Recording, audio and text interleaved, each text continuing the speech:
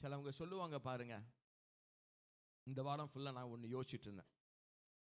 ஏன் யாரோ ஒருத்தங்க ஒரு ஒரு எல்லைக்கு மீறிய ஒரு நன்மையை இன்னொருத்தங்களுக்கு செஞ்சாங்கன்னு அவங்க பார்த்துட்டு, உங்களை பார்த்தா கடவுளை பார்த்த மாதிரி இருக்குது சார், உங்களை பார்த்தா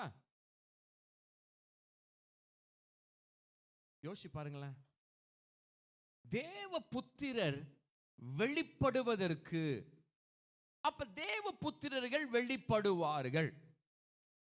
தேவனை வெளிப்படுத்தக்கூடிய தேவனுடைய பிள்ளைகள் வெளிப்படுவார்கள். ஒரு பையனை பார்த்தா அவங்க அப்பா யாருன்னு அவங்க அம்மா யாருன்னு சொல்ல முடியும்.